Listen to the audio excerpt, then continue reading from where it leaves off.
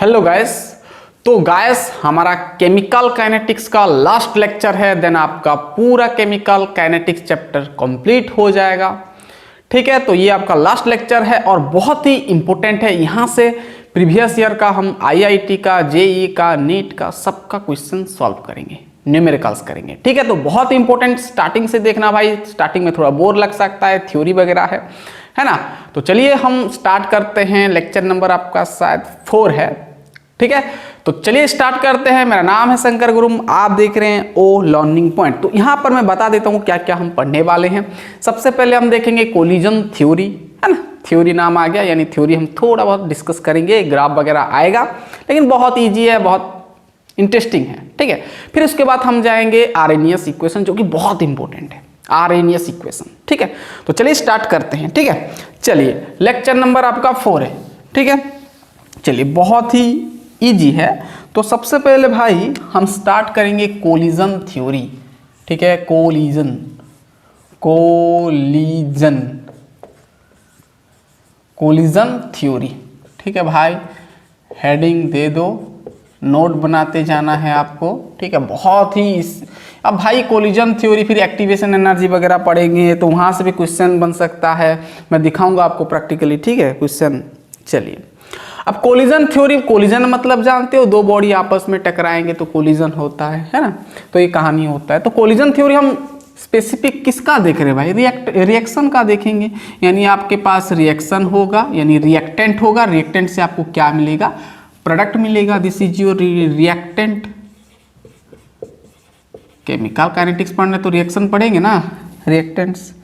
अब बताओ मुझे कि रिएक्टेंट से जो प्रोडक्ट बनता है, तो क्या रिएक्टेंट के बीच में कोलिजन होगा? ऑब्वियसली होगा भाई।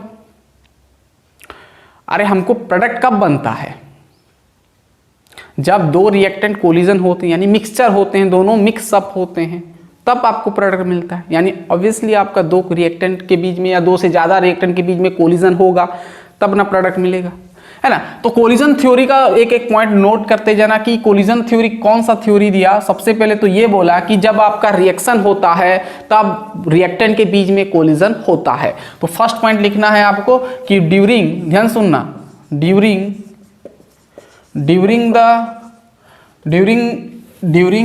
ऐसे लिखो, during a chemical reaction, during a chemical reaction collision takes place. Collision, ठीक है, collision take place, collision takes place, यानी कोलिजन होता है, collision takes place to each other, to each other. ठीक है, आपस में क्या होते हैं? कोलिजन करते हैं। ठीक है, नेक्स्ट पॉइंट आप ये लिख सकते हो, ध्यान सुनना, ये सब थ्योरी। एक पॉइंट समझ में आ गया कि केमिकल रिएक्शन में आपका रिएक्टेंट के बीच में कोलिजन होता है, तब आपको प्रोडक्ट मिलता है। ठीक है, दूसरा पॉइंट आप ये लिख सकते हो, ध्यान सुनना, द नंबर ऑफ कोलिजन्स, ध्यान सुनना, द नंबर ऑफ कोलिजन्स, ध्यान सुनना, the number of collisions that take place,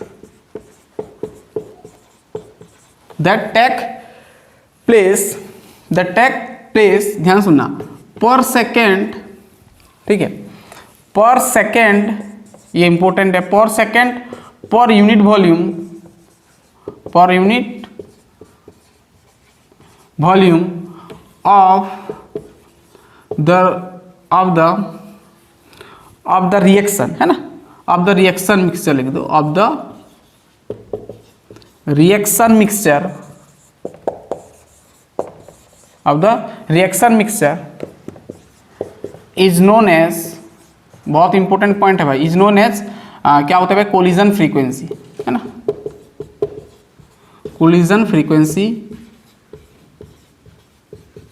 जिसको हम जेट में रिप्रेजेंट करते हैं। ठीक है, अब ये क्या बोला collision theory? Next point, the number of collision that take place per second पर unit volume of the reaction mixture is known as क्या?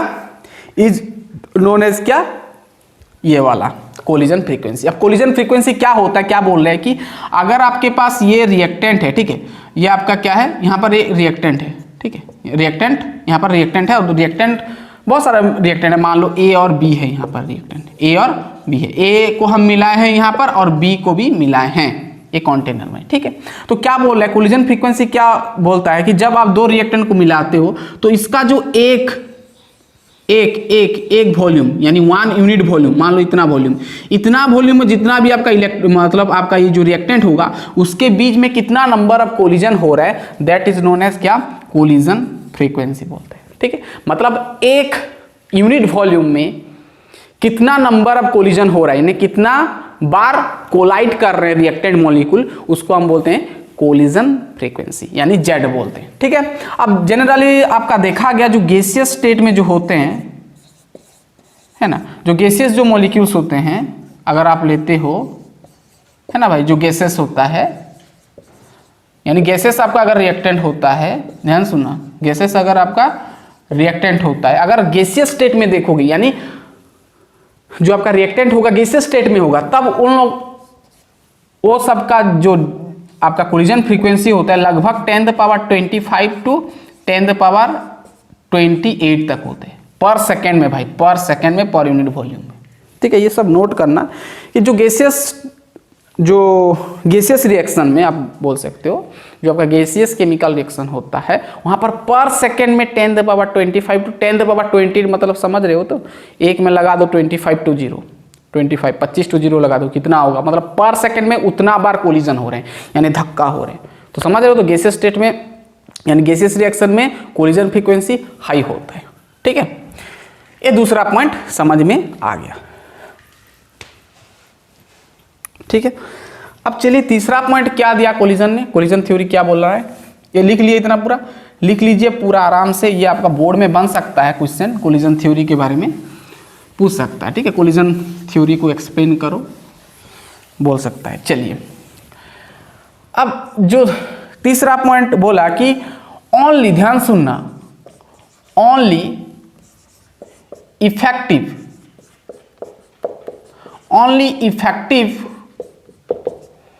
collision, only effective collision can give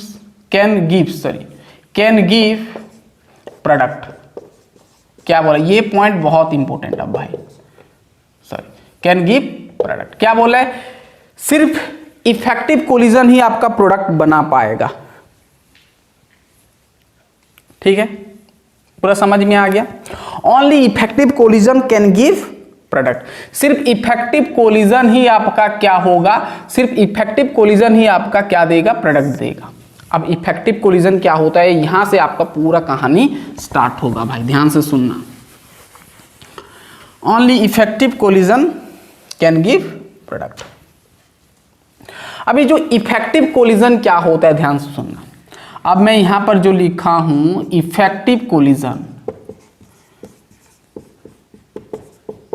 effective collision यहां पर आप समझ गए होंगे इफेक्टिव का मतलब क्या होता है, ठीक है। इफेक्टिव कोलिजन फिर ये दो फैक्टर को डिपेंड करता है भाई। इफेक्टिव कोलिजन एक रिएक्शन से जो प्रोडक्ट बन रहा है, एक रिएक्टेंट से जो प्रोडक्ट बन रहा है, अगर वो रिएक्टेंट के बीच में इफेक्टिव कोलिजन होगा तब प्रोडक्ट बनेगा भाई, तब हमको आउटपुट मिलेगा, अदरवाइज नहीं मिलता है, ये सब याद रखना। मान लो यहाँ पर ए है रिएक्टेंट, ए और बी है, तो ए बी में इफेक्टिव कोलिजन होगा तब जाके आपका प्रोडक्ट बनेगा, अदरवाइज नहीं बनेगा, ठीक है। तो वही चीज इफेक्टिव कोलिजन दो फैक्टर को डिपेंड करता है, इट डिपेंड्स टू फैक्टर, है ना, डिपेंड्स टू फैक्टर्स। फर्स्ट जो है आपका, फर्स्ट जो फैक्टर को डिपेंड करता है वो आपका एनर्जी बैरियर को, है ना। अब हम समझेंगे क्या होता है, एनर्जी बैरियर को डिपेंड करता है। एनर्जी बैरियर, ध्यान से सुनना, एक होता है आपका एनर्जी बैरियर और एक होता है आपका क्या, और एक होता है आपका ओरिएंटेशन बैरियर। ओरिएंटेशन बैरियर बहुत इंपॉर्टेंट भाई, अब इसको थोड़ा फील करेंगे हम, ठीक है। एनर्जी बैरियर और आपका ओरिएंटेशन बैरियर, ये दो फैक्टर को आपका इफेक्टिव कोलिजन डिपेंड करता है। अगर ये दोनों ही पूरा ठीक है, एनर्जी बैरियर ठीक, अब पूरा समझेंगे एनर्जी बैरियर क्या होता है सब कहानी, ठीक है। चलिए अब समझते हैं एनर्जी बैरियर क्या होता है। बस इतना तो पॉइंट आपको लिखना है कोलिजन थ्योरी, ठीक है। अब एनर्जी बैरियर को थोड़ा समझ लेते हैं। ये हो गया, दो फैक्टर को डिपेंड करता है, एक होता है आपका एनर्जी बैरियर और एक होता है आपका ओरिएंटेशन बैरियर, ठीक है। चलिए मिटा देते हैं। अब थोड़ा हम एनर्जी बैरियर और ओरिएंटेशन बैरियर को समझते हैं। एनर्जी बैरियर, एनर्जी बैरियर, ठीक है। एनर्जी बैरियर को थोड़ा समझते हैं, ध्यान सुनना। इसके लिए मैं एक रिएक्शन कंसीडर किया, मान लो है ए और A प्लस बी मिलके क्या बना रहा है, प्रोडक्ट बना रहे हैं। क्या बना रहा है, प्रोडक्ट बना रहे हैं, ठीक है। अब इसको हम थोड़ा ग्राफ के थ्रू समझेंगे, ठीक है। चलो ध्यान से सुनना, अब बहुत इंपॉर्टेंट है ये आपका। मान लो ये आपका रेट है ना, रेट ऑफ रिएक्शन भी कह सकते हो, रेट ऑफ रिएक्शन, और मैं यहां पर बनाया पोटेंशियल एनर्जी, पोटेंशियल एनर्जी, ठीक है। अब मैं रिएक्टेंट, अब हमने देखा कि रिएक्टेंट से जो प्रोडक्ट बन रहा है उसका जो कर्व है कुछ इस प्रकार आ रहा है, ध्यान सुनना, अब समझेंगे। इसका जो है ग्राफ कुछ इस प्रकार आ रहा है, ठीक है। रुक जाओ, इसको हम ऐसे बनाए, ठीक है, इस प्रकार आ रहा है। यहां पर आपका क्या है भाई, ये आपका क्या है, ये क्या है आपका रिएक्टेंट है, यानी A प्लस बी है, और यहां पर ये आपका P है, प्रोडक्ट है, ठीक है। ये आपका रिएक्टेंट है और ये आपका प्रोडक्ट है। ध्यान से सुनना, हम क्या देख रहे हैं, एनर्जी बैरियर। एक्चुअली जो होता है, जो रिएक्शन, जो प्रोडक्ट बनता है ना, सबका ऐसा कुछ ग्राफ ही होता है ना। अगर हम ग्राफ बनाए हो सबका, तो रेट वर्सेस पोटेंशियल एनर्जी का, तो ग्राफ कुछ इस प्रकार बनेगा, ठीक है। ध्यान सुनना, जो आपका रिएक्टेंट होता है ना, ये रिएक्टेंट को ना, ध्यान सुनना, अब ये ग्राफ कुछ इस प्रकार बना है। अब ये क्या होता है भाई, ये अब मैं जो छोड़ा हूं, अब मैं चाहता तो यहां से बना सकता हूं, यहां से क्यों बनाऊं, क्योंकि सभी आपको पता है कि सभी यहां पर जो आप देखते हैं, सभी का चाहे रिएक्टेंट हो कि कुछ भी हो, सभी बॉडी का, सभी आपका ऑब्जेक्ट का एक मिनिमम एनर्जी होता है, एक पोटेंशियल एनर्जी होता है, ठीक है। तो ये मैं छोड़ा हूं पोटेंशियल एनर्जी, ये खुद का है A प्लस बी का। अब यहां से चालू नहीं हुआ है, मतलब आपका प्रोडक्ट, मतलब प्रोसेस चालू नहीं हुआ है, यहाँ का ये उसका जो पोटेंशियल एनर्जी, यानी उसका खुद का एनर्जी है, ठीक है, ये इतना, ठीक है। अब यहां से जब कैटेलिस्ट फेटेलिस्ट रिएजेंट जो भी दिए तो आपका प्रोडक्ट बना, वो अलग बात है, वो हम बाद में डिस्कस करेंगे, इसलिए छोड़ा हूं। खैर, इसको हम समझेंगे और डिटेल समझेंगे, ठीक है ना। अब क्या होता है कि जो अब रिएक्टेंट से जो प्रोडक्ट बनेगा, रिएक्टेंट से जो प्रोडक्ट बनेगा ना, ये जो रिएक्टेंट से प्रोडक्ट बनने के लिए उसको एक एनर्जी को पार करना पड़ता है, ये बैरियर को पार करना पड़ता है, ठीक है, ये बैरियर को। अब ये से लेके ये तक, ये इतना एनर्जी को उसको पार करना पड़ता है। अब भाई खुद से ही सोचो कि रिएक्टेंट से अगर आप यहाँ पर जाओगे तो आप ये बैरियर को पूरा पार करना पड़ेगा, ठीक है। वैसे तो सबका अलग अलग बैरियर, किसका छोटा होगा किसका बड़ा होगा, वो कैटेलिस्ट के ऊपर डिपेंड करेगा, है ना, रिएजेंट क्या लेते हो वो सबके ऊपर डिपेंड करेगा। बस मैं आपको फील दिला रहा हूँ कि एनर्जी बैरियर क्या होता है। सिंपल याद करना कि एनर्जी बैरियर क्या होता है कि रिएक्टेंट से जो प्रोडक्ट बनता है तो उसको जो बैरियर को स्किप करना होता है, पार करना होता है, उसको हम एनर्जी बैरियर कहते हैं। अब ध्यान सुना, ये जो एनर्जी जो गैप है, ये जितना बड़ा होगा उसको उतना, मतलब रेट ऑफ रिएक्शन उतना क्या होगा, कम होगा, यानी प्रोडक्ट बहुत धीमे धीमे बनेगा, क्योंकि उसको पार करना होगा ना, बहुत पिक तक जाना पड़ेगा। अगर ये टापू टाइप का दिख रहा है ना, तो ये अगर छोटा होगा तो तुरंत ही प्रोडक्ट मिल जाएगा, अगर बड़ा होगा तो पूरा ऐसे से घूम के आना पड़ेगा, प्रोडक्ट बनना पड़ेगा, ठीक है। यानी आपको यहाँ पर ये समझ में आ रहा है कि जो हाँ ध्यान सुनना, अब ये जो एनर्जी यहाँ से लेके इतना जो एनर्जी है, इसको हम बोलते हैं क्या, थ्रेशोल्ड एनर्जी। क्या बोलते हैं, थ्रेशोल्ड एनर्जी, थ्रेशोल्ड एनर्जी बोलते हैं। बहुत इंपॉर्टेंट है, ये याद रखना, थ्रेशोल्ड एनर्जी बोलते हैं। अब थ्रेशोल्ड एनर्जी क्या होता है समझ लो उसको, ठीक है। थ्रेशोल्ड एनर्जी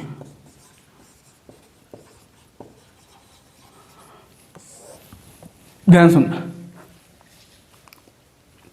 अब ये जो रिएक्टेंट्स जो प्रोडक्ट बन रहा है, एक्चुअली क्या होता है ना, जो रिएक्टेंट से प्रोडक्ट बनता है इसको क्या करना, थ्रेशोल्ड एनर्जी पार करना होता है, ठीक है।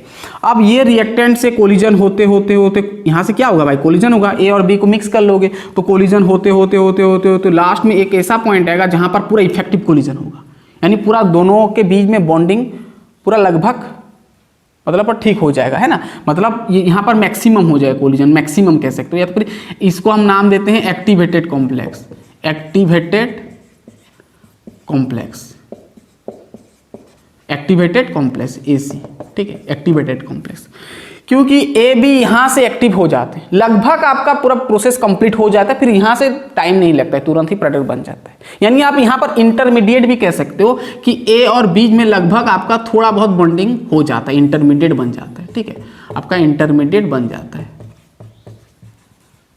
अब तो जानते हो ना भाई, इंटरमीडिएट के बाद प्रोडक्ट टाइम नहीं लगता है, पर सेकंड में खत्म हो जाएगा, प्रोडक्ट बन जाएगा, ठीक है। तो ये कहानी होता है कि रिएक्टेंट से पहले एक्टिवेटेड कॉम्प्लेक्स यहाँ तक बनने का थोड़ा लेट है, बाकी यहाँ से तुरंत ही फॉल कर जाएगा नीचे, ठीक है, प्रोडक्ट मिल जाएगा। तो यहाँ से लेके इतना एनर्जी को क्या बोलते हैं, थ्रेशोल्ड एनर्जी। जितना एनर्जी मतलब ये रिएक्टेंट को जितना एनर्जी दरकार पड़ रहा है एक्टिवेटेड कॉम्प्लेक्स बनने में, वो एनर्जी को हम क्या बोलते हैं, थ्रेशोल्ड एनर्जी, यहाँ से यहाँ, ठीक है। यानी आप यहाँ पर ये कह सकते हैं कि जहाँ पर कि आपका इफेक्टिव कोलिजन होगा पूरा, थ्रेशोल्ड एनर्जी क्या बोल रहे हैं कि जहाँ पे, जिस पॉइंट पे, जहाँ तक, जिस मतलब आपको क्या लिखना है कि the minimum energy that required to form the activated complex, इतना ही आपको, और इफेक्टिव कोलिजन भी आप लिख सकते हो, ठीक है। यानी इसका क्या लिख सकते हो डेफिनेशन भाई कि minimum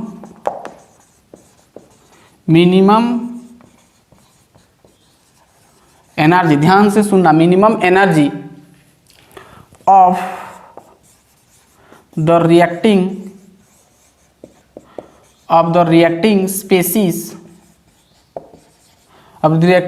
species that gives the effective collision. अब ये पॉइंट नोट करना, इफेक्टिव कोलिजन, ठीक है, कि रिएक्टिंग स्पेसीज को, मतलब रिएक्टेंट को जो मिनिमम एनर्जी दरकार पड़ रहा है, जहां पे कि इफेक्टिव कोलिजन होगा, यहां पर होता है भाई इफेक्टिव कोलिजन, ठीक है। मतलब मॉलिक्यूल सब कोलिजन होते जाएंगे, लास्ट में यहां पर पूरा इफेक्टिव हो जाएगा, लगभग वो दोनों का ओरिएंटेशन पूरा मतलब शेप में आ जाता है, मतलब एक रास्ता बन जाता है कि हाँ भाई दोनों हम इधर से बॉन्ड करेंगे, ठीक है। तो वो पॉइंट को हम क्या बोलते हैं, इफेक्टिव कोलिजन। मतलब वो पॉइंट में जो कोलिजन होगा, जो धक्का होंगे वो आपका मतलब चिपकेंगे, वो आपका इफेक्टिव कोलिजन होगा, फील आ गया होगा, ठीक है, समझ में आ गया। तो उसको हम क्या बोलते हैं, थ्रेशोल्ड एनर्जी, ठीक है। मान लो आपका इफेक्टिव कोलिजन यहाँ पे हुआ तो आपका प्रोडक्ट जल्दी मिल जाएगा, मान लो यहाँ पर हुआ तो प्रोडक्ट और जल्दी मिल जाएगा, मान लो इससे बड़ा भी हो सकता है, ठीक है ना।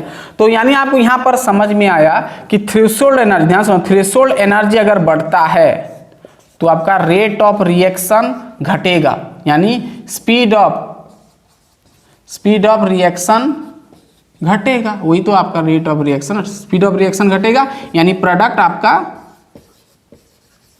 धीमे धीमे प्रोडक्ट भी आपका घटेगा, है ना। बहुत थ्रेशोल्ड एनर्जी भाई ये बहुत बड़ा हो गया तो उसको पार करना पड़ेगा पूरा, ठीक है। इतना दूर तक आपको फील आ गया है, ठीक है, पूरा कहानी समझ में आ गया। तो यानी इफेक्टिव कोलिजन कब होता है, जब थ्रेशोल्ड एनर्जी को, मतलब इफेक्टिव कोलिजन कब होता है भाई, इफेक्टिव कोलिजन जब क्या बोला कि ये जो थ्रेशोल्ड एनर्जी मतलब ये बैरियर, मतलब यहाँ से इतना जितना एनर्जी दरकार पड़ रहा है रिएक्टेंट को, वो एनर्जी को हम क्या बोलते हैं, थ्रेशोल्ड एनर्जी। और थ्रेशोल्ड एनर्जी को पार करने में, सॉरी, थ्रेशोल्ड एनर्जी जो होता है इसको अगर पार कर लिया रिएक्टेंट तो प्रोडक्ट मिल जाता है, ठीक है, ये कहानी होता है। तो ये आपका होता है एनर्जी बैरियर। एनर्जी बैरियर मतलब समझ जाना भाई, ये है वो आपका एनर्जी बैरियर, ठीक है, थ्रेशोल्ड एनर्जी। अब थ्रेशोल्ड एनर्जी को अगर पार कर लेगा तो इफेक्टिव कोलिजन हो जाता है, ठीक है। चलिए इतना दूर आपको फील आ गया है, ठीक है। अब कहानी अब ये पहला तो फैक्टर हो गया कि आपका एनर्जी बैरियर को डिपेंड करता है रिएक्शन रिएक्टेंट, ठीक है। अब दूसरा देखते हैं ओरिएंटेशन बैरियर क्या होता है, ठीक है। समझ में आ गया, पूरा फील आ गया। तो इफेक्टिव कोलिजन कहां पर होता है, यहां पर एक्टिवेटेड कॉम्प्लेक्स में होता है। हम ग्राफ में समझे, खैर इसको और हम देखेंगे, ठीक है, एक्टिवेशन एनर्जी में। अब देखते हैं हम ओरिएंटेशन बैरियर, पहला फैक्टर क्या, अब आता है आपका ओरिएंटेशन बैरियर। ओरिएंटेशन लिख दो ना। अब ये ओरिएंटेशन भी होना चाहिए, प्रॉपर होना चाहिए, प्रॉपर होना चाहिए, प्रॉपर ओरिएंटेशन होना चाहिए, ठीक है। तब आपका इफेक्टिव कोलिजन होगा, तब आपको प्रोडक्ट मिलेगा, ठीक है। इसको फील दिलाने के लिए मैं आपको एक एग्जांपल बताऊंगा, ठीक है। ध्यान से सुनना। इसके लिए मैं लिया रिएक्टेंट और एक में दो ठो रिएक्टेंट लिया, दोनों मिलके मान लो बना रहे हैं CO2 प्लस NO बना रहे हैं, CO2 प्लस NO बना रहे हैं। ये आपका रिएक्टेंट हो गया और ये आपका प्रोडक्ट हो गया, ठीक है। अब हम जब यहाँ पर रिएक्टेंट ले रहे हैं तो कोलिजन थ्योरी के अकॉर्डिंग ये दोनों के बीच में कोलिजन होगा, यानी बॉन्डिंग बनाएंगे, बॉन्ड बनाएंगे, ठीक है। अब मुझे बताना कौन सा इफेक्टिव होगा, ठीक है। क्या बोल रहा है कि जो आपका रिएक्टेंट होगा वो प्रॉपरली ओरिएंटेटेड होगा। अब इसको थोड़ा फील करते हैं। मान लो मैं CO को ऐसा बनाया, ध्यान सुनना, यहाँ पर CO है या जो भी बॉन्ड है भाई मैं ऐसे बना रहा हूँ, ठीक है। ये आपका क्या है, CO है, ऐसे मैं खोल के बना रहा हूँ, ठीक है। C है, ये O है, ठीक है। ये C है, O है और इधर NO2 भी होगा। तो मान लो ये आपका O है, इधर N है, इधर O है, इधर O है,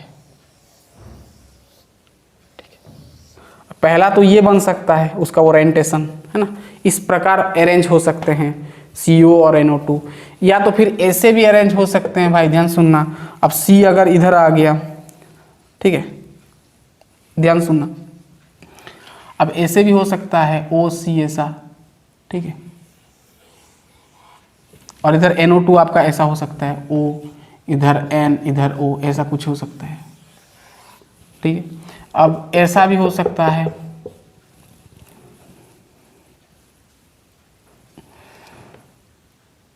OC है, ठीक है, और यहाँ पर N है, यहाँ पर O है। मतलब ये अलग अलग ओरिएंटेशन है ना, डायमेंशन में, अलग अलग डायमेंशन में। देखो यहाँ पर, अब यहाँ पर गौर से देखोगे तो ये आपका CO है, ये NO2 है, ये CO है, ये NO2, बट आपका जो है ना लिखने का तरीका अलग अलग लिख दिया भाई। अब फेस देखो, दोनों का फेस, ये ऑक्सीजन, ये ऑक्सीजन, यहाँ पर कार्बन, ये ऑक्सीजन, कार्बन और नाइट्रोजन। अब बताओ ऑक्सीजन का इलेक्ट्रोनेगेटिव इससे ज़्यादा होता है, पार्शियल नेगेटिव, ये पार्शियल नेगेटिव होगा। अब ये होगा पार्शियल पॉजिटिव, ये पार्शियल नेगेटिव, और ये पार्शियल, ये पॉजिटिव होता है, ये भी पॉजिटिव होता है। अब मुझे बताओ किसका इफेक्टिव कोलिजन होगा। अगर दोनों पास में आएंगे तो किसका इफेक्टिव कोलिजन होगा, यानी कौन जल्दी आपका बॉन्ड बनाएगा। ये तो नेगेटिव नेगेटिव है भाई, दोनों ही रिपेल कर जाएंगे, यानी ये इफेक्टिव कोलिजन ऑब्वियसली नहीं होगा। यहाँ पर प्लस माइनस है, हाँ ये इफेक्टिव होगा। तो वही बोल रहा है कि इफेक्टिव में आपको क्या देखना है कि ओरिएंटेशन देखना है और एनर्जी बैरियर। एनर्जी बैरियर तो समझ गए आप क्या होता है, ठीक है। यानी सभी रिएक्शन को एक एनर्जी को पार करना पड़ता है और वो एनर्जी को हम क्या बोलते हैं, एनर्जी बैरियर। इतना बस बोलना है। अब ये प्लस ये भी रिपेल करेंगे, यानी ये भी आपका इफेक्टिव नहीं होगा, यानी ये प्रोडक्ट आपको मिलेगा, ठीक है ना। मतलब ये आपका प्रोडक्ट बना के देगा। इस प्रकार ओरिएंटेशन होगा भाई। ऐसे जैसे इसको फिल कराने के लिए, जैसे मैं एक एग्जांपल दे रहा हूं, देखो, ठीक है। अब देखो ये मेरा एक हाथ है, ये एक हाथ है। अगर मैं ये दोनों को ऐसे करता हूं तो आपको प्रोडक्ट मिल गया, है ना। इसका एक ओरिएंटेशन, इसका एक ओरिएंटेशन, मतलब ऐसे हो गया। अब इसका ऐसे है, इसका ऐसे है, तो कहाँ होगा ओरिएंटेशन, नहीं होगा भाई। क्लोजली कहाँ पैक हो पाएंगे, नहीं हो पाएंगे। तो ये बोलता है कि प्रॉपरली ओरिएंटेशन होना चाहिए। ऐसा है और एक ऐसा है, तब दोनों का मतलब ये दोनों, ये आपका एक्टिव साइट होते हैं ना, आप पढ़ोगे एंजाइम वगैरह में, तो ऐसे पूरा कॉन्टैक्ट में आना चाहिए, ठीक है। यानी आपका प्रॉपरली ओरिएंटेटेड होगा, तब आपका फिक्स्ड हो पाएंगे, यानी प्रोडक्ट आपको मिल पाएगा। जैसे इसको फिल कराने के लिए हम थ्योरेटिकली एक एग्जांपल भी आपको बताएंगे, ठीक है, तो और अच्छे से आपको समझ में आ जाएगा, ठीक है। चलिए बहुत बढ़िया। अब एक एग्जांपल मैं आपको बताता हूँ, ठीक है, फील करो भाई। हाँ, जैसे मैं यहाँ पर एक एग्जांपल देता हूँ आपको, ठीक है, एक एग्जांपल देता हूँ। मैं यहाँ पर एक कंपाउंड ले गया, ठीक है, कौन सा लूँगा भाई, सी। चलो यहाँ पर मैं एक आई ले गया, यहाँ पर एच ले गया, यहाँ पर एच ले गया, यहाँ पर एच आर ले गया, ठीक है, ये एल्किल हैलाइड अब मैं ले लिया, आर ले गया, और यहाँ पर एक आर ले गया, ठीक है। अब देखना, अब बताना कौन सा प्रॉपरली आपका जो ओरिएंटेटेड होगा, यानी कौन सा इफेक्टिव कोलिजन होगा, यानी कौन सा प्रोडक्ट अच्छे से बना पाएगा। अब मैं यहाँ पर एक OH माइनस ले गया। OH माइनस आप जानते हो न्यूक्लियोफाइल होता है। अब ये क्या, ये इफेक्टिव होगा ना। अब OH माइनस को इधर रख दिया और प्लस C है, R है, R है, I है, R है। अब मुझे बताओ कौन सा इफेक्टिव होगा, ये प्रोडक्ट बना पाएगा कि ये प्रोडक्ट बना पाएगा, कौन सा, which gives product, which will be give product. बताओ कौन सा प्रोडक्ट आपको बना पाएगा, कौन सा इफेक्टिव होगा, सोच के बताओ। मैं क्या बोला कि ओरिएंटेशन आपका ठीक होना चाहिए, प्रॉपर ओरिएंटेटेड होना चाहिए। कोलिजन थ्योरी वही बोलते हैं।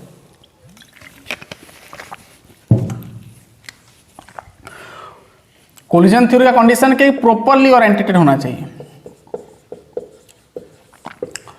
प्रॉपरली ओरिएंटेटेड होना चाहिए भाई, पूरा मस्त होना चाहिए। मान लो ये ऐसा है, टिडिंग टिडिंग टिडिंग, ये ऐसा है, एक रिएक्टेंट ऐसा है, तो और एक रिएक्टेंट को उसके लिए जगह छोड़ना पड़ेगा, टिडिंग टिडिंग, तो दोनों मस्त इंटरलॉक हो पाएंगे, है ना, इस प्रकार हो जाएंगे, फिक्स हो जाएंगे, ठीक है। तो ऐसा होना चाहिए, ये आपका रिएक्टेंट होता है, ये आपका प्रोडक्ट होना चाहिए, प्रॉपरली ओरिएंटेड होगा।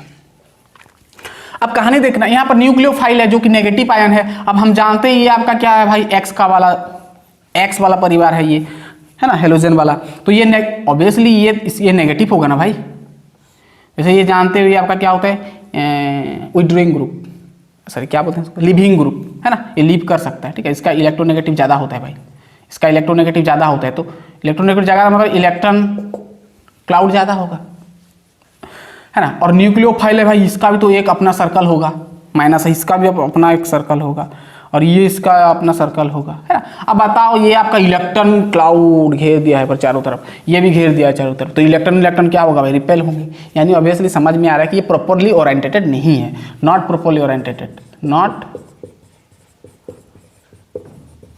वैसे हम थ्योरेटिकली लिख देते हैं भाई, लेकिन एक्चुअली आप देख के बता सकते हो कि प्रॉपरली ओरिएंटेड नहीं होगा, क्योंकि भाई दोनों ही आपका न्यूक्लियोफाइल टाइप का है, यानी इलेक्ट्रॉन रिपेल हो जाएंगे, यानी प्रोडक्ट आपको नहीं मिलेगा। अब यहाँ पर देखो पीछे से आ रहा है, पीछे से अट्रैक्ट कर रहा है, यानी यहाँ पर अट्रैक्शन मस्त होगा, जबरदस्त, क्योंकि भाई ये जो है, ये जो आपका आई है, ये नेगेटिव स्पेस ही है, तो नेगेटिव इधर है, तो आराम से इधर से अटैक कर सकते हैं। अगर जब ये इधर से करेगा तो इसका तो एक क्लाउड है ना, उसका एक ओरा है, इसको छेक देगा।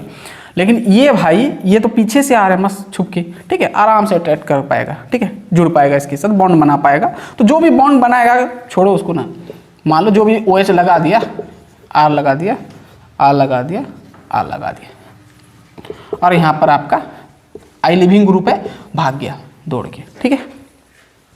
कहानी समझ में आ गया, पूरा कहानी समझ, मतलब ये आपका पूरा प्रॉपरली ओरिएंटेटेड है, प्रॉपरली ओरिएंटेटेड है, मतलब यहाँ पर इफेक्टिव कोलिजन होगा नहीं, हो चुका है, इफेक्टिव कोलिजन होगा, ठीक है। पूरा क्लियर, बात समझ में आ रहा है, पूरा कहानी समझ में आ रहा है, फील हो गया कि मस्त आपका ओरिएंटेटेड होगा तो मस्त कोलिजन होगा, तो मस्त हमको जबरदस्त प्रोडक्ट मिलेगा। चलिए इतना दूर तक आपको समझ में आ गया, फील हो गया होगा। अभी आपका मेन टॉपिक स्टार्ट होगा, एक्टिवेशन एनर्जी, देन हम लेंगे आर्हेनियस इक्वेशन। हाँ तो बोलो अभी कोलिजन थ्योरी क्या बोलता है, कोलिजन थ्योरी तो पहले ये बोलता है, फर्स्ट पॉइंट, कि during a chemical reaction reacting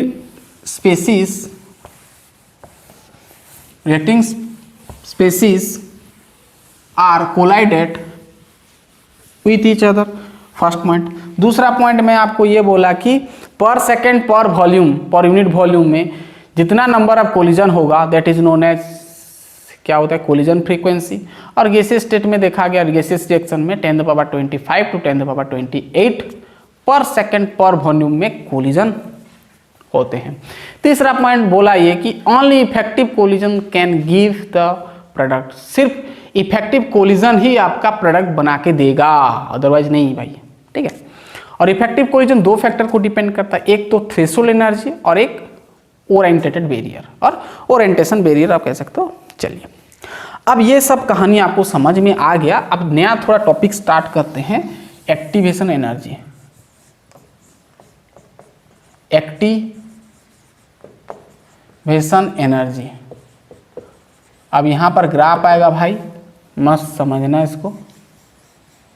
activation energy को हम EA में डिनोट करते हैं, ठीक है, EA, E मतलब एनर्जी, A मतलब एक्टिवेशन, ऐसे समझ सकते हो, ठीक है। अब एक्टिवेशन एनर्जी ना आपका वही ग्राफ में छुपा है, ठीक है, वो ग्राफ अगर प्लॉट करेंगे तो हम बता देंगे एक्टिवेशन एनर्जी क्या होता है। अब मैं बताया कि सभी रिएक्टेंट या तो फिर सभी ऑब्जेक्ट, ये दुनिया में जो भी आप देखते हो सभी के पास एक एनर्जी होता है भाई, जैसे हमारे पास भी एनर्जी है, सबके पास एक एनर्जी होता है भाई, जो छिपा हुआ होता है, अंदर होता है, ठीक है। जैसे रिएक्टेंट के पास भी एक एनर्जी है, मान लो इतना एनर्जी है, ठीक है, इतना एनर्जी। अब इसको हम बाहर से बहुत सारे एनर्जी दिए तो ये बना के दिया कर्व इस प्रकार, इसको ना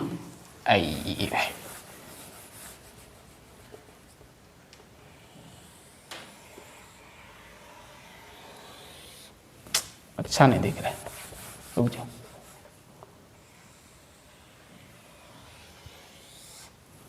ये है, ठीक है। अब इसको ना मैं थोड़ा ऊपर बना दिया, ये है, ठीक है, इतना है, खुद का एनर्जी है भाई, ये ग्राउंड स्टेट का एनर्जी है।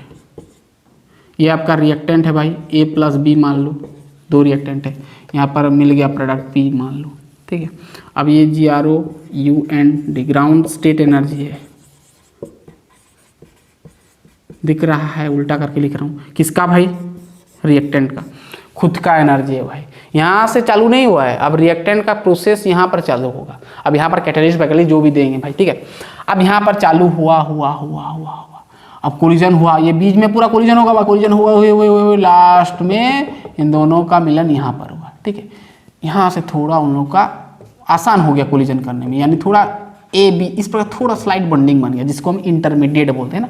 पूरा ये अनस्टेबल होता है, आपको पता है, आपका जो इंटरमीडिएट होता है वो आपका अनस्टेबल होता है, यानी कंप्लीट आपका पूरा प्रोडक्ट नहीं बना होता है, ठीक है, लेकिन तुरंत वहां से तुरंत बन जाता है प्रोडक्ट, ठीक है। अब यहाँ पर जो कोलिजन होगा ये पूरा इफेक्टिव कोलिजन होगा, और इसको हम नाम देते हैं क्या, एक्टिवेटेड कॉम्प्लेक्स। एक्टिवेटेड कॉम्प्लेक्स का दूसरा नाम है intermediate, activated complex, activated complex होता है, ठीक है। और मैं बताया ग्राउंड स्टेट से या इतना दूर तक इसका जो एनर्जी होता है उसको हम क्या बोलते हैं भाई, ये आपका रेट है भाई, हाँ, ये रेट वर्सेस पोटेंशियल एनर्जी है, इधर एनर्जी है टडिंग, ठीक है। ये आपका होता है थ्रेशोल्ड एनर्जी, TH लिख दे रहा हूँ, चलेगा, THRES,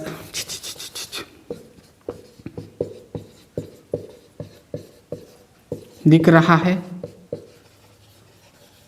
थ्रेशोल्ड एनर्जी होता है, ठीक है। यहाँ से लेके इतना तक ये आपका बैरियर है। अब ये बैरियर को पार करेगा भाई AB, तब जाके P बना पाएगा, अदरवाइज नहीं बना पाएगा, ठीक है, समझ में आ गया। अब हम क्या पढ़ रहे हैं, एक्टिवेशन एनर्जी, ठीक है। एक्टिवेशन एनर्जी क्या होता है, जो अभी देखो रिएक्टेंट यहाँ पर स्टार्ट नहीं हुआ है ना। अगर हम रिएक्टेंट का देखेंगे एनर्जी, ये आपका क्या है, ग्राउंड स्टेट का एनर्जी, तो ग्राउंड स्टेट ये आपका नीचे यहाँ से लेके यहाँ तक इसका ग्राउंड स्टेट का एनर्जी है। अब ये एनर्जी से लेके आपका, ध्यान सुनना, ये एनर्जी से लेके ये आपका पूरा एक्टिवेटेड एनर्जी, जो एक्टिवेटेड कॉम्प्लेक्स जो बन रहा है, जिस एनर्जी पे बन रहा है ये एनर्जी से लेके ये एनर्जी तक, इतना जो एनर्जी रिएक्टेंट को दरकार पड़ रहा है एक्टिवेटेड कॉम्प्लेक्स बनाने में, that is known as activation energy. भाई ये खोपड़ी में पूरा बिठा लो, ठीक है। क्या समझ में आया? एक्टिवेशन एनर्जी क्या समझ में आया? कि रिएक्टेंट मतलब सीधा सीधा बोलना है कि जो आपका एक्टिवेटेड कॉम्प्लेक्स बनाने में जितना एनर्जी दरकार पड़ रहा है उसको हम क्या बोलते हैं? एक्टिवेशन एनर्जी, ठीक है। तो क्या लिख सकते हो भाई? क्या लिख सकते हो डेफिनेशन? क्या लिख सकते हो? Energy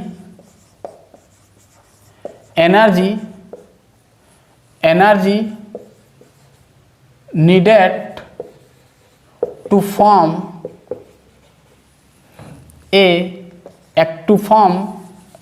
the intermediate or activated complex को हम क्या बोलेंगे भाई? एक्टिवेशन एनर्जी बोलेंगे, है ना। एक्टिवेटेड कॉम्प्लेक्स बनाने में कितना एनर्जी नीडेड यानी दरकार पड़ रहा है उसको हम क्या बोलते हैं? Activation energy. समझ में आ गया? या तो फिर आप ऐसे भी कह सकते हो, जो हम रिएक्टेंट का तो खुद का एनर्जी इतना है भाई, ग्राउंड स्टेट का एनर्जी है, अब हम एक्स्ट्रा जितना एनर्जी दरकार पड़ रहे हैं, मतलब जितना दरकार हम यहाँ पर दे रहे हैं उसको हम क्या बोलते हैं? Activation energy. और एक भी डेफिनेशन आप लिख सकते हो कि द एक्स्ट्रा एनर्जी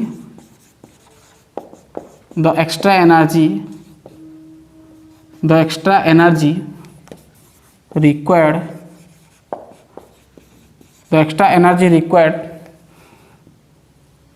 the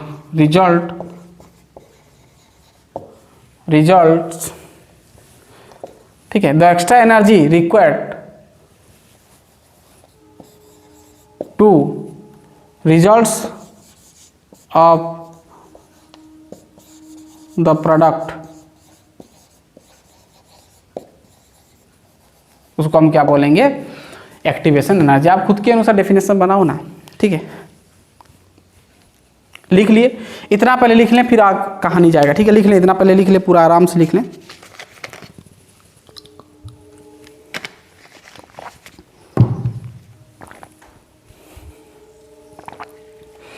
ये आपका क्या है? P मतलब प्रोडक्ट, ठीक है। आपको सीधा सीधा ये समझ में आया कि रिएक्टेंट से प्रोडक्ट बनना हो तो एक्टिवेटेड कॉम्प्लेक्स पार करना पड़ेगा, ठीक है। यानी एक रिएक्टेंट को प्रोडक्ट बनने में क्या क्या फेस करना पड़ता है, देखो पहले ये समझ में आ गया। ये अपने साथ लिखो भाई, ठीक है। यानी आपको सीधा सीधा समझ में ये आ रहा है कि एक रिएक्टेंट है ना, रिएक्टेंट को प्रोडक्ट बनने में उसको आपको पहले एक्टिवेशन एनर्जी दरकार पड़ रहा है, एक्टिवेशन एनर्जी दरकार पड़ रहा है, तब बनता है। एक्टिवेशन एनर्जी जब मिलता है मतलब एक्टिवेशन एनर्जी मतलब एक्टिवेटेड कॉम्प्लेक्स है ना, एक्टिवेटेड कॉम्प्लेक्स तक पहुंचेगा, मतलब एक्टिवेशन एनर्जी दरकार पड़ता है, एक्टिवेशन एनर्जी। तब बनता है आपका इंटरमीडिएट और एक्टिवेटेड कॉम्प्लेक्स कहो, ठीक है। फिर यहाँ से ये क्या करता है? एनर्जी को लॉस करता है। चलो एनर्जी लॉस करते हैं, क्या करते हैं? एनर्जी लॉस करते हैं। एनर्जी आप समझेंगे, एनर्जी लॉस करेगा तब आपको मिलता है प्रोडक्ट। ध्यान सुनना, ये रिएक्टेंट है, रिएक्टेंट से एक्टिवेटेड कॉम्प्लेक्स, और एक्टिवेटेड कॉम्प्लेक्स से जब ये नीचे तरफ उतरेगा तब ये एनर्जी को रिलीज करता है। आपको पता है दो अगर रिएक्टेंट बॉन्डिंग करते हैं तो एनर्जी क्या होता है? रिलीज होता है भाई, एनर्जी रिलीज होता है। तो यहां पर एनर्जी क्या होगा? यहां पर एनर्जी रिलीज होता है,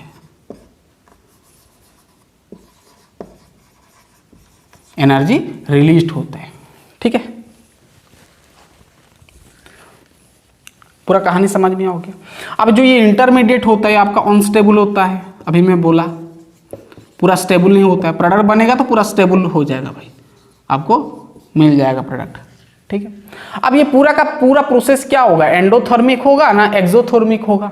बताओ तो। एनर्जी यहां पर रिलीज हो रहा है भाई, प्रोडक्ट बन रहा है तो एनर्जी रिलीज हो रहा है। आपका नेगेटिव होगा, यानी एक्सोथर्मिक रिएक्शन हो जाएगा भाई। ये क्या हो जाएगा भाई, एक्सोथर्मिक हो जाएगा। एक्सोथर्मिक में एनर्जी रिलीज होता है, एक्सोथर्मिक रिएक्शन हो जाएगा। और एक्सोथर्मिक में आपका क्या होता है, नेगेटिव होता है। क्या नेगेटिव होता है, एनर्जी। अब ध्यान सुनना, ये आपका प्रोडक्ट है, ये प्रोडक्ट का जो इतना एनर्जी है, ये एनर्जी, और ये आपका इसका एनर्जी है ना, यहाँ तक, ये बीच का डिफरेंस को हम क्या बोलते हैं, डेल्टा ई बोलते हैं। और कई किताब में डेल्टा एच भी लिखा होता है, चेंज ऑफ इंथैल्पी, यानी आपका चेंज ऑफ एनर्जी क्या होगा भाई, नेगेटिव होगा। इसको नोट करना बहुत इंपॉर्टेंट है। पूरा कहानी समझ में आ गया, पूरा समझ में आ गया, पूरा समझ में आ गया, पूरा क्लियर, पूरा क्लियर यहाँ तक है ना, अरे यहाँ तक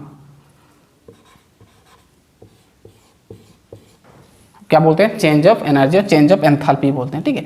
यानी चेंज ऑफ एंथैल्पी आप लिख सकते हो, छोड़ो, समझ में आ गया, इसको मिटाया। चलो, यानी आपको समझ में आया कि ये क्या होगा भाई, ये बहुत वर्ड, इससे भी आपका सवाल बन चुका है आईआईटी में, बताऊंगा अभी। क्या हो गया भाई, नेगेटिव हो गया, यानी एक्सोथर्मिक।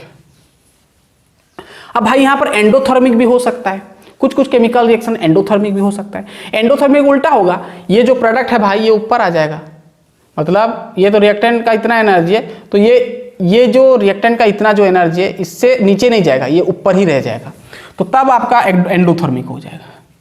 ये समझ में आ गया, मिटा देंगे इसको, ये नोट करना भाई। चलिए,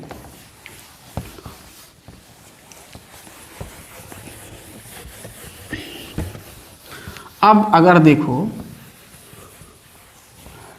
ग्राफ कुछ ऐसा बना है, ठीक है, ये बना है ऐसा बना है, ठीक है।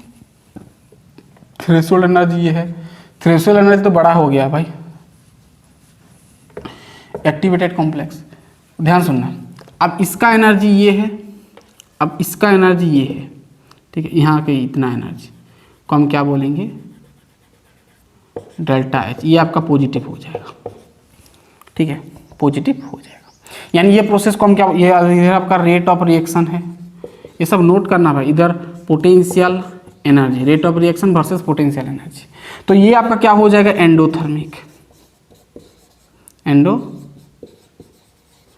एंडोथर्मिक डेल्टा एच या तो फिर डेल्टा ई क्या होता है, पॉजिटिव होता है, ठीक है, ठीक है। डेल्टा एच पॉजिटिव मतलब डेल्टा एच से बड़ा, ठीक है, डेल्टा एच नेगेटिव मतलब डेल्टा एच से छोटा। चलिए, इतना दूर आपको पूरा समझ में आ गया।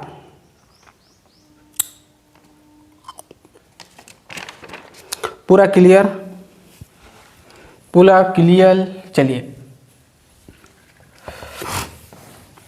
इतना दूर तक पूरा क्लियर हो गया, सवाल बनेगा भाई, टेंशन मत लेना। अभी एक बस हम एरेनियस इक्वेशन पढ़ देंगे, है ना, समझ जाएंगे, उसका थोड़ा डेरिवेशन वगैरह है, ठीक है, फॉर्मूला निकालेंगे, फिर न्यूमेरिकल्स करेंगे, ठीक है। यहाँ से बनेगा भाई एक्टिवेशन एनालिसिस सवाल बनेगा। चलिए, नया हम थोड़ा टॉपिक सीख लेते हैं, दिख रहा है ना, बहुत बढ़िया। चलिए, अब पढ़ेंगे नया टॉपिक, लिखें। हाँ, हम पढ़ेंगे आर्हेनियस, आर्हेनियस और एनियस कहो, आर्हेनियस OUS होता है इक्वेशन, ठीक है। आर्हेनियस इक्वेशन हम देखेंगे भाई, ये क्या बोला, यहाँ से तो सवाल छिपा है। चलिए लिख लें इतना पहले, Arrhenius equation, Arrhenius equation, sorry Arrhenius, NIUS होता है ना, आर्हेनियस, ठीक है। आर्हेनियस बोलते हैं, आर्हेनियस, हेनियस नहीं, आर्हेनियस इक्वेशन। चलिए, अब ये आर्हेनियस इक्वेशन क्या दिया, ये दिया, इट गिव्स रिलेशन बिटवीन, ध्यान सुनना, relation between temperature and rate constant, यानी के, या तो फिर रेट ऑफ रिएक्शन कह सकते हो। रेट ऑफ रिएक्शन आप के साथ डायरेक्टली प्रोपोर्शनल होता है, जानते हो, ठीक है। ये दोनों का बीच का रिलेशन दिया और बहुत कुछ मेहनत करके मतलब आर्रेनियस साइंटिस्ट को मिला के डायरेक्टली प्रोपोर्शनल होता है ई का पावर माइनस EA/RT। अब भाई इसको खोपड़ी में बिठा लो, कई बार ये भी पूछ लेते हैं, ठीक है ना, ये भी पूछ लेता है कि आर्रेनियस इक्वेशन कौन सा है ना, 4-5 तो ऑप्शन दे दिया, बहुत सारा आपको इक्वेशन दे दिया, ठीक है, मान लो स्क्रोडिंजर वेव इक्वेशन दे दिया बड़ा वाला, ठीक है, तो ये लिखना भाई, ठीक है। चलिए अब समझ में आ गया पूरा, E⁻−EA/RT। तो यहाँ पर कुछ बेसिक जो सिंबल जो लगा है इसका थोड़ा नाम लिख देते हैं। अब भाई के तो आपको जानते हो रेट कांस्टेंट,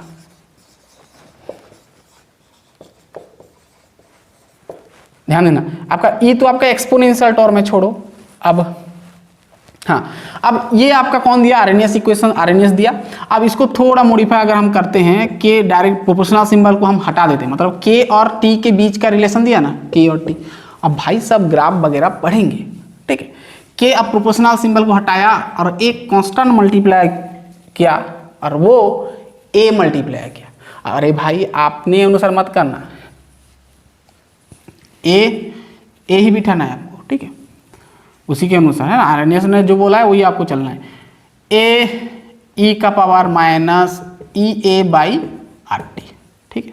अब इसको भी दिमाग में रख लो, वही तो है भाई, ठीक है। ए होता है आपका रेट कांस्टेंट और ये आपका होता है, अभी मैं बताया, ये होता है आपका एक्टिवेशन एनर्जी,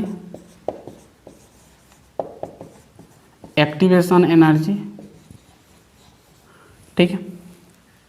अब आर क्या होता है आप पढ़ चुके हो, गैस कांस्टेंट,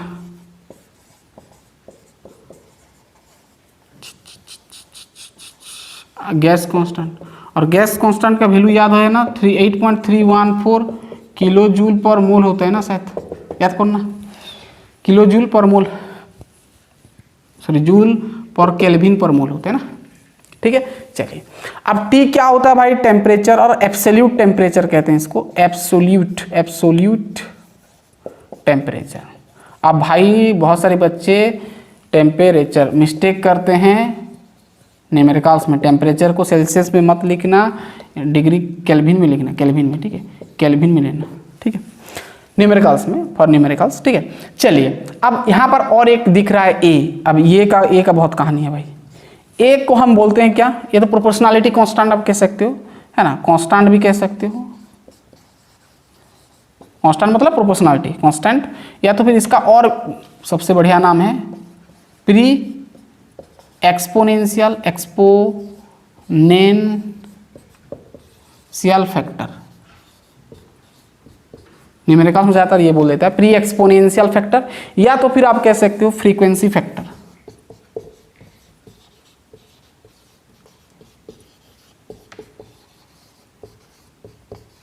चलो लिख लो फ्रीक्वेंसी फैक्टर। अब न्यूमेरिकल्स में कई न्यूमेरिकल्स में ये डालेंगे डायरेक्ट, और कहीं कहीं पर यानी ज़्यादातर दूसरा आएगा भाई इक्वेशन, वो इसको थोड़ा मॉडिफाई करेंगे, चेंज करेंगे, और न्यूमेरिकल्स के लिए हम दो ठो कितना हम इक्वेशन बनाएंगे, ठीक है, और उसके अनुसार आपको सब न्यूमेरिकल्स करवाऊंगा, ठीक है। इतना लिख लीजिए पहले, देन हम प्रोसीड करेंगे। लिख लिए, आर होता है gas constant, this activation energy, gas constant, और ये एब्सोल्यूट टेम्परेचर केल्विन में, और ये सब कहानी कांस्टेंट प्री एक्सपोनेंशियल फैक्टर कहो। चलिए अब आर्रेनियस ने फिर देखो, अब यहाँ से हम थोड़ा मॉडिफाई करेंगे इसको।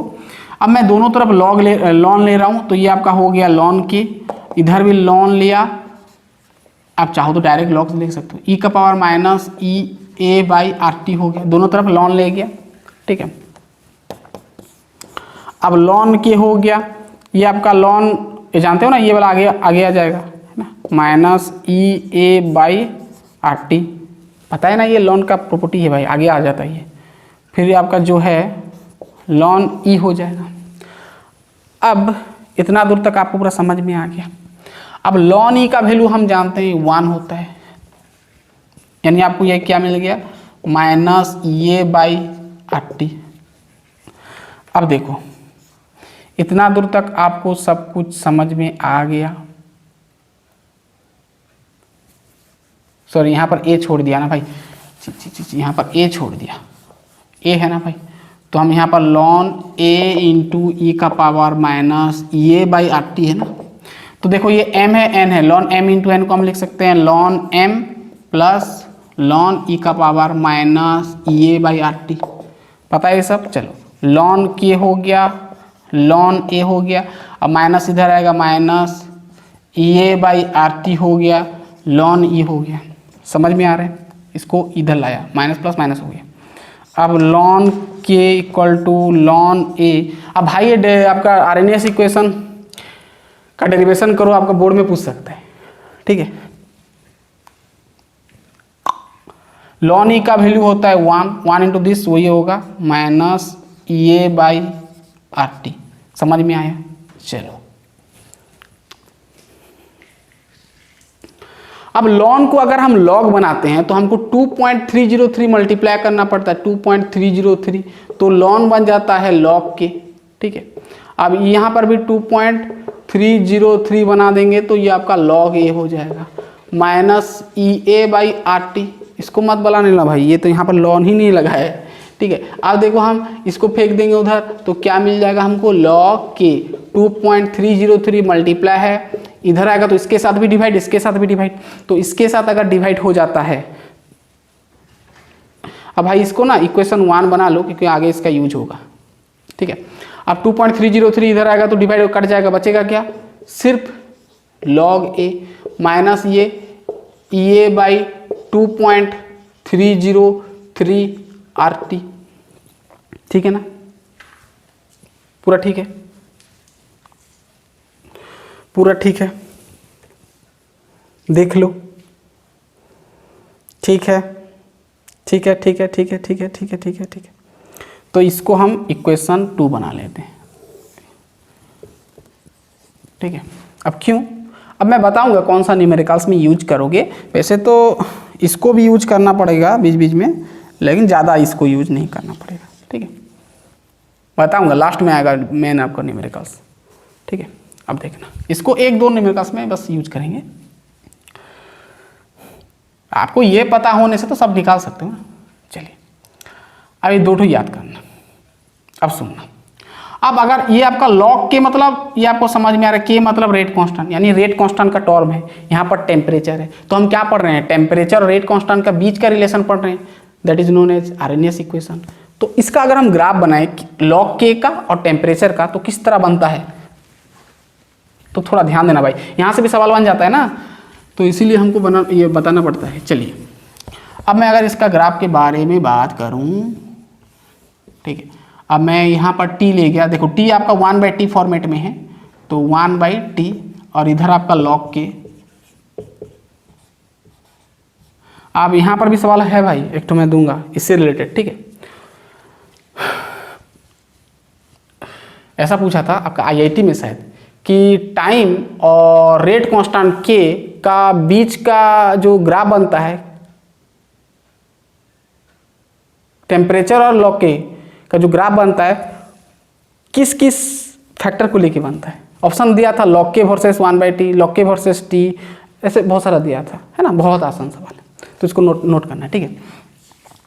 अब इसका जो, अब यहाँ पर अगर गौर से देखोगे तो ये आपका स्ट्रेट लाइन का है, y इक्वल टू ये आपका log a मतलब कांस्टेंट c और ये प्लस आपका mx, आगे पीछे आप लिखते हो क्या, mx प्लस c लिखते हो ना, तो वही जैसा है। c आपका ये है, mx प्लस ये हम जानते हैं m जो होता है आपका स्लोप होता है, तो स्लोप ऑब्वियसली x को छोड़ दो, यानी आपका आर टी कट जाएगा ना, t कट जाएगा, t को देख रहे हैं ना, और ये भाई आपका स्लोप इस प्रकार कुछ बनता है, ध्यान से सुनना, इस प्रकार बनेगा स्लोप टाइप का, ठीक है। और स्लोप आपका क्या है, m को हम स्लोप बोलते हैं, m यानी माइनस ये बाई 2.303 r होगा, t को छोड़ना है भाई, ठीक है, समझ में आ गया। तो इस प्रकार आपका ग्राफ बनता है। चलिए ये ग्राफ आपको समझ में आ गया, तो न्यूमेरिकल्स में ये दिमाग में फिट कर लो, ये भी दिमाग में फिट कर लो, ठीक है। वैसे कम जगह पर यूज करेंगे, अब जो हम न्यूमेरिकल ज़्यादातर यूज करते हैं वो मैं अभी बताऊंगा, ठीक है। इतना हो गया, लिख लीजिए फटाफट।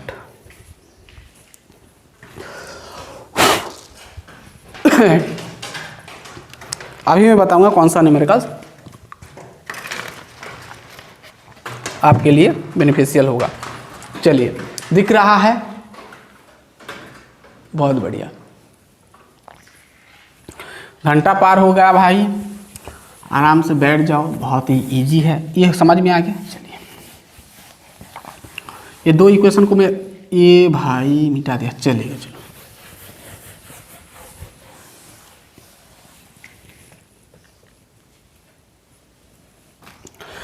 अगर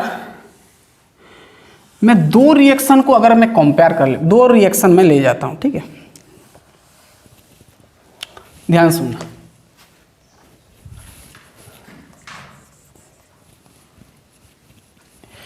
इफ मैं मान लिया K1 एंड K2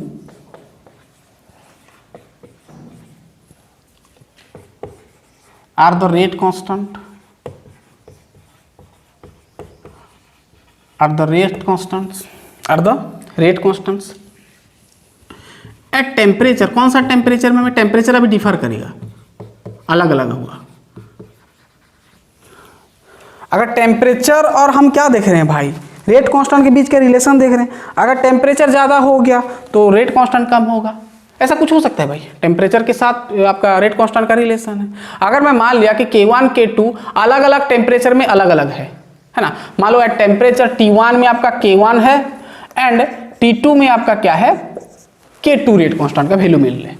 तो यहां पर अगर हम एरेनियस इक्वेशन अप्लाई करेंगे तो भाई क्या होगा, सोचो। अगर हम T1 में अगर चेक करेंगे, ये आरएनए तो चेंज हो जाएगा। अगर T1 में करेंगे तो T1 हो जाएगा और K1 हो जाएगा, क्योंकि K1 मतलब T1 टेम्परेचर में K1 रेट कांस्टेंट बन रहा है, तो ये चेंज हो जाएगा। आपका ln K1 equal to ln ये ए रखना है माइनस EA/R ऐसे रहेगा, टाइम आपका 1 हो जाएगा। ये एक इक्वेशन बन सकता है।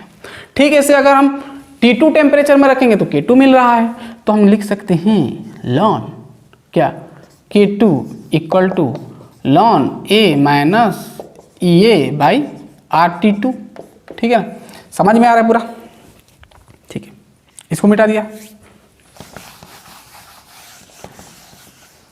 अब अगर मैं 2 से 3 को 2 से 1 से माइनस कर दूंगा, अब मैं 2 से 1 को माइनस कर दिया तो भाई क्या मिलेगा, ln K2 minus ln K1, और ये माइनस करेंगे तो दिस एंड दिस कट जाएगा, ये माइनस ये कर रहे हैं भाई, तो माइनस EA/RT2 और माइनस ये तो प्लस हो जाएगा, प्लस EA/RT1। ठीक है, अब ये इसको, ये दोनों में ये है और R है, तो मैं EA/R को कॉमन ले गया, तो बचेगा कितना भाई, पहले प्लस को लिखो 1/T1 माइनस 1/T2। समझ में आ गया? अब ln K2 minus ln K1 को हम लिख सकते हैं ln K2/K1, फॉर्मूला पता है आपको, इक्वल टू क्या मिल गया, EA/R activation energy rate constant into 1/T1 करना है फर्स्ट टेम्परेचर, फर्स्ट रिएक्शन का फर्स्ट टेम्परेचर, सेकेंड रिएक्शन का सेकेंड टेम्परेचर आप कह सकते हो। तो दिस इज योर बहुत इंपॉर्टेंट फॉर्मूला है, इसको नोट कर लेना, ये हम ज़्यादातर नंबर में यूज करेंगे। यहाँ से पूछ सकता है भाई एक्टिवेशन एनर्जी निकालो, अगर कोई रिएक्शन है T1 में K2 रेट कांस्टेंट है, T2 में K1 रेट कांस्टेंट है, तो ये निकालो, ऐसा पूछ सकता है। ठीक है, और बाकी सब दे देगा और R का पूछेगा, यूनिवर्सल गैस कौन है, बाकी सबका डाटा दे दिया भाई, सबका डाटा दे दिया, R का पूछ लिया, तो करना ही नहीं है, डायरेक्ट R का वैल्यू लिख देना 8.314। चलिए, हाँ इसको और थोड़ा चेंज कर सकते हो भाई। ठीक है, अब इसको चाहो तो ऐसे कर सकते हो, EA/R एलसीएम ले जाओ, T1 T2 नीचे जाएगा, है ना, T1 T2/T2 minus T1 minus T1, ये भी फॉर्मूला आप अप्लाई कर सकते हो। ठीक है, इसको नोट करना है तो इसको और भी चेंज कर सकते हो, ये हो गया ना, इसको मिटा देंगे। देखो, अब ln को लॉक कर देते हैं ना, क्योंकि ln का हमको वैल्यू पता नहीं है, तो ln को मैं लॉक कर देता हूँ। ठीक है, अब ln को मैं लॉक कर दूंगा तो यहाँ पर 2.303 हो जाएगा। अब भाई इसको मत नोट करो, है ना, इसको हम थोड़ा चेंज कर दे रहे, ये पुट करेंगे सब नंबर में, log K2 बाई K1, ठीक है। अब इधर ये बाई क्या है, EA बाई R है, तो इधर क्या मिला हमको, T2 minus T1 by T1 T2, ठीक है। अब भाई इसको नोट करना, अभी जो मैं बता रहा हूँ इसको मत करना, ठीक है। इसको करोगे तो भी होगा, लेकिन ये फिर और एक स्टेप ये करना पड़ेगा 2.303, तो मैं डायरेक्ट कर रहा हूँ, ये 2.30 को फेंक दो उधर, तो इधर बच गया log K2 बाई K1 जो होगा EA by 2.303 R into this T2 minus T1 T2, ठीक है। ये फॉर्मूला भाई नोट करो पूरा, ठीक है, पूरा नोट कर लो, तो बस दिमाग में फिट कर लो उसको, फिर हम आगे बढ़ेंगे। अब न्यूमेरिकल्स करेंगे भाई, हो गया। चलिए न्यूमेरिकल्स करते हैं, CBSE का पहले बोर्ड लेवल का सवाल लेते हैं। एक्टिवेशन एनर्जी से भी आएगा, टेंशन मत लेना, ठीक है। हो गया, मिटा देंगे, इसको नोट करना।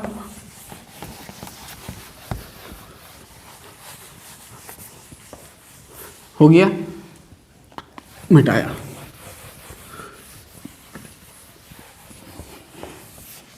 चलिए फर्स्ट सवाल,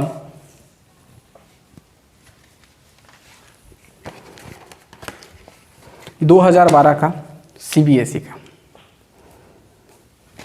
ठीक है। First question,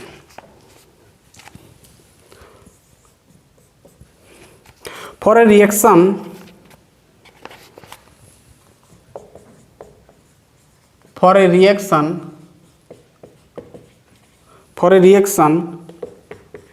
the activation energy equal to 0 बोल दिया है। What is the value of rate constant, what value of rate constant at 300 kelvin में दे दिया है, कुछ टेंशन नहीं है।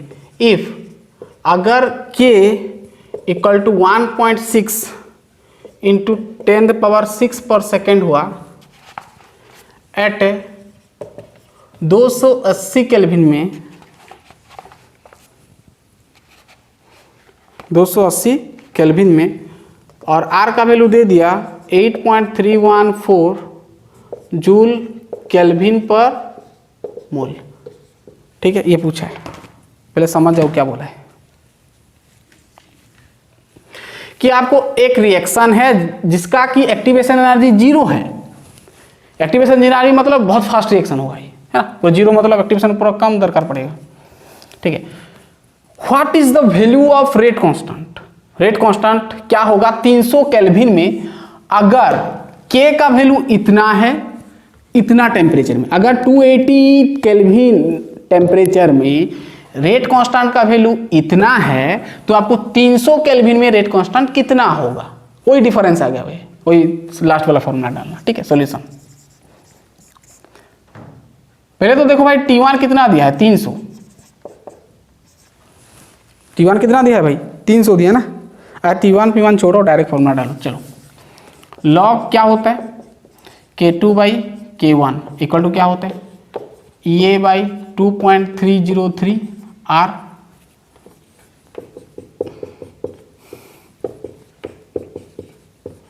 ठीक है। अब तो यहां पर डायरेक्ट 0 बोल दिया ना भाई, तो यहां पर log K2 by K1 equal to, तो ये पूरा 0 इंटू दिस 0 होगा, 0 इंटू यहाँ पर जो भी बिठाओ ना भाई 0 हो जाएगा, यानी पूरा 0 हो जाएगा। यानी log को इधर फेंक देता हूं मैं, तो K2 by K1 equal to log, इधर आएगा तो एंटी log e का पावर 0, e का पावर 0 मतलब 1, ठीक है। अब यहाँ पर साफ साफ दिख रहा है कि जो रेट कांस्टेंट K2 बराबर होगा K1 के साथ, K1 इंटू 1 K1 हो गया। इसका मतलब क्या समझ में आया कि मतलब कि क्या बोल रहा है कि 280 में अगर इतना वैल्यू आ रहा है तो 30 में भी उतना ही वैल्यू आएगा। समझ में आया ना, क्योंकि K2 K1 सेम हो गया ना भाई, अगर डिफरेंट आता तो हम निकाल सकते थे। यहां पर एक्टिवेशन है 0 बोल दिया, मतलब ऑब्वियसली उतना ही K2 K1 के साथ बराबर हो गया, ठीक है, यानी K2 और K1 दोनों का ही तो दे दिया, K का वैल्यू 1.6, इसको चाहो K2 लो K1 लो, ठीक है। तो कितना है भाई 1.6 इंटू 10⁻6 पर सेकेंड। अब पर सेकेंड आया तो कौन सा ऑर्डर का रिएक्शन होगा बता सकते हो? फर्स्ट ऑर्डर होगा, ठीक है। पर सेकेंड फर्स्ट ऑर्डर का रेट कांस्टेंट का यूनिट होता है। चलिए खैर समझ में आ गया पूरा कहानी। चलिए हाँ, ये आपका 2000 आया था 12 में CBSE, central board of secondary education, ये होता है। तो चलिए अब कहानी को आगे लेते हैं, सवाल लिख लीजिए फटाफट।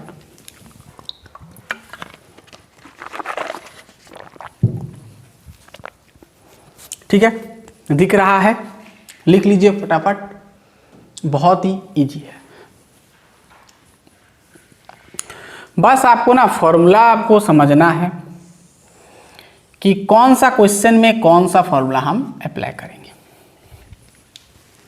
चलिए और एक मस्त वाला सवाल देता हूं, फिर और भी बहुत करेंगे भाई, बहुत ही आसान आसान IIT का, JEE का, और आधा घंटा लग जाएगा, ठीक है।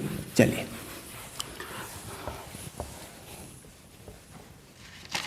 और एक, चलिए CBSE का और एक देख लेते हैं।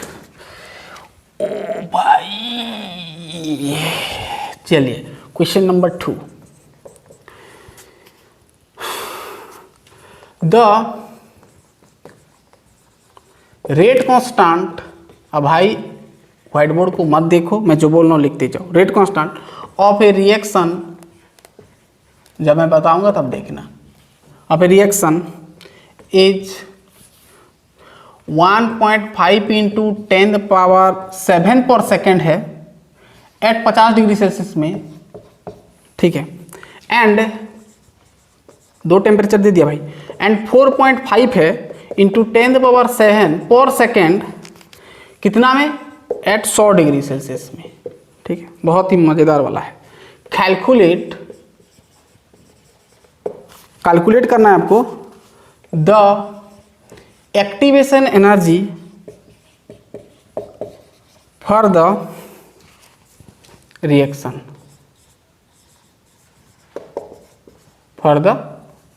रिएक्शन का आपको एक्टिवेशन एनर्जी निकालना है, ठीक है। कहानी समझ में आ गया पूरा कहानी?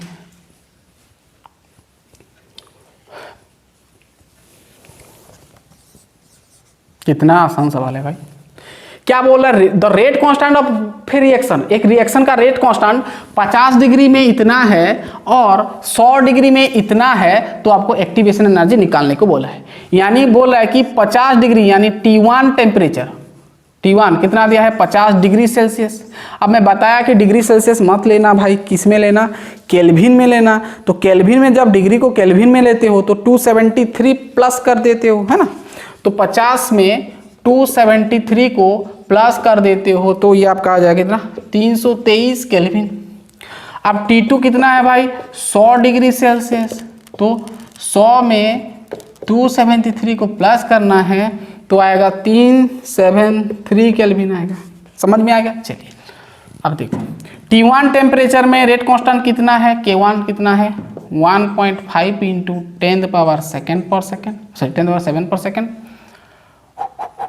K2 कितना है? 4.5 इंटू 10⁻7 पर सेकेंड, ठीक है। तो आपको एक्टिवेशन एनर्जी निकल, कितना सुंदर सवाल है। लॉग हम करेंगे क्या? K2 by K1 equal to, हमको एक्टिवेशन एनर्जी चाहिए 2.303 R है, ठीक है। अब यहाँ पर होता है आपका T2 माइनस T1 होता है ना, T2 minus T1 by T1 T2 होते हैं, ठीक है। अब कुछ नहीं भाई, वैल्यू डाल दो। लॉग K2 माइनस K1 है, K2 क्या है भाई? K2 ये है, यानी 4.5 इंटू 10⁻7, सेकेंड यूनिट को मत छोड़ दो। यहाँ तक यूनिट सब सही कर लेना, बाकी का लास्ट में जो भी आपका एक्टिवेशन का यूनिट आप लिख देना, किलो जूल लिख देना, ठीक है। इतना दिन तक समझ में आ गया? क्या होगा? हाँ, K1 है 1.5 इंटू 10⁻2, ठीक है, सॉरी 7 इक्वल टू, हमको EA चाहिए 2.303 R 8.314 नहीं दिया है तो भी लिख लेना, ठीक है।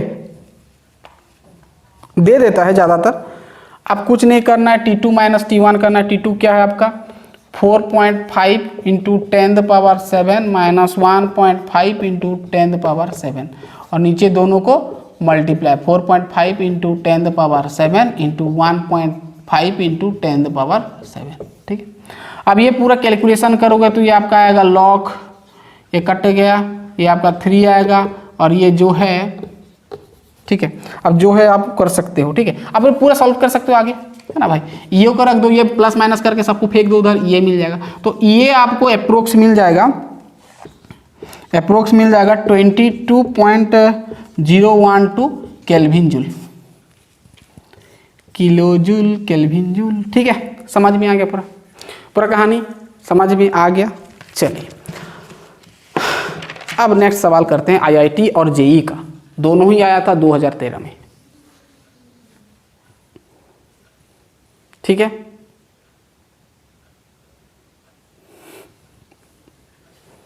लिख लीजिए इतना।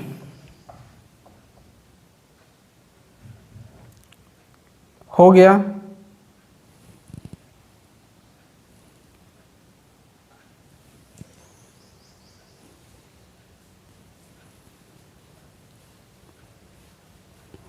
चलिए अब IIT JEE का एक सवाल करते हैं।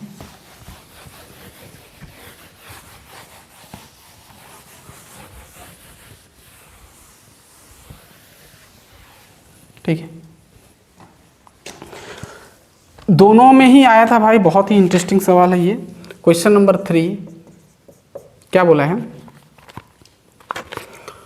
The rate of reaction doubles, rate of reaction double होता है व्हेन, जब its temperature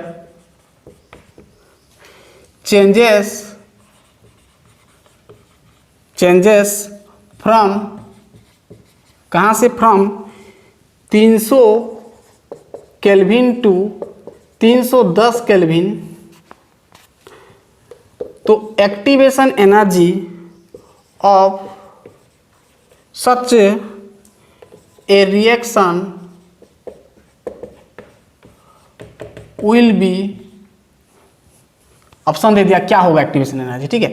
will be option दिया, first option 48.6 kelvin joule, kilo joule per mole, kelvin joule per मोल है ना, और बी आपका है 58.5 किलो जूल पर मोल, सी आपका 60.5 केल्विन जूल पर मोल, किलो जूल है कि जूल है क्या पता, किलो जूल होगा, ठीक है। 53.6 किलो जूल पर मोल। समझ में आ गया पूरा कहानी। चलो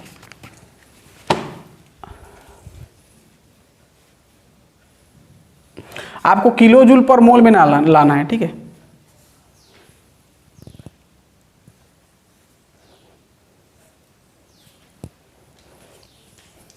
चलिए समझ में आ गया, लिख लिए। ये आपका IIT में आया था और JEE मेन में आया था 2013 को आया था, ठीक है, बहुत इंपॉर्टेंट है। चलिए इसमें से कौन सा होगा बताओ। देखो हमको क्या बोला है कि रेट ऑफ रिएक्शन डबल होता है जब टेम्परेचर वेरी करता है 300 से 310। 300 से अगर 310 बढ़ रहा है तो आपका रेट ऑफ रिएक्शन डबल हो गया, डबल हो जाता है। तो ये सिचुएशन में यानी इन दिस रिएक्शन आपको ये निकालना है एक्टिवेशन एनर्जी। यानी क्वेश्चन के थ्रू आपको समझ में आ रहा है कि आपका जो K2, ध्यान से सुनना, K2/K1 क्या हो रहा है, 2 हो रहा है भाई। अब मान लो K1 को इधर लिख दिया तो भी तो ही होगा ना, K2 अगर टेम्परेचर बढ़ेगा तो ये 2 गुना बढ़ेगा, है ना। तो इसलिए मैं K2/K1 इक्वल टू 2 आ रहा है, ठीक है। तो उसमें ही डाल दो ना, ठीक है। टेम्परेचर 1 तो आपका ये होगा, टेम्परेचर 2 ये होगा, वही हम डालेंगे। तो log K2/K1 इक्वल टू क्या होता है, ये बाई 2.303, R लिख देना 8.314, ठीक है। अब यहाँ पर वैल्यू डाल दो, क्या होता है भाई T2 माइनस T1, T2 आपका 310 है, 310 से 300 माइनस कर दो, ठीक है। अब यहाँ पर 300 इंटू 310 करोगे। अब यहाँ सब कैलकुलेशन ये तो है, आपका मिलेगा log2, और log2 का वैल्यू जानते हो कितना होता है 2.303 की, ऐसा कुछ होता है 0.234 की, कैसा होता है ना। वैल्यू डालना, लॉगरिथम टेबल देखना। अब ये आपको ये मिल जाएगा 2.303। ये सब कैलकुलेशन आपको करना पड़ेगा, खुद से करो भाई। हम करने लग गए कैलकुलेशन तो भाई बहुत हो जाएगा, ठीक है। अब ये 310 10 बचेगा ना, 300 इंटू 310 करना है। अब यहाँ से ये सबको फेंक देना है उधर, तो आपको फाइनली मिलेगा EA जो मिलेगा वो आपको मिलेगा 60.5 किलो जूल पर मोल, ठीक है। चेक करना, इतना मिलेगा। प्रोसेस में आपको समझा दिया, बस आपको कैलकुलेशन करना है, यानी आपको ये मिलेगा, ठीक है। समझ में आ गया पूरा क्लियर। सॉरी, आपको 53 मिलेगा, 53.6 अप्रोक्स मिलेगा। अब 5.999 भी हो सकता है भाई, तो उसको मान लेना लगभग 53.6 के साथ बराबर होगा, ठीक है। चलिए, इतना दूर तक आपको समझ में आ गया। नेक्स्ट सवाल अभी देखो, बहुत ही इजी सवाल हम बताएंगे। चलिए, अब मैं बोल रहा था ना, एक नीट का सवाल देखना, जो ग्राफ के बारे में ही पूछ लिया है, ठीक है। बहुत ही आसान सवाल है।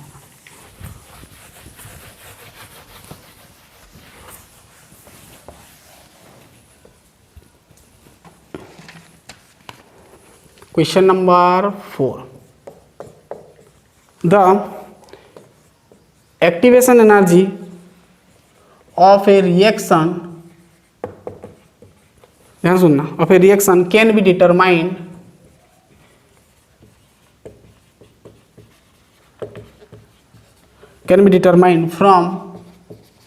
from the slope ना, स्लोप मतलब m हम बोलते हैं, sorry, slope of which of the following।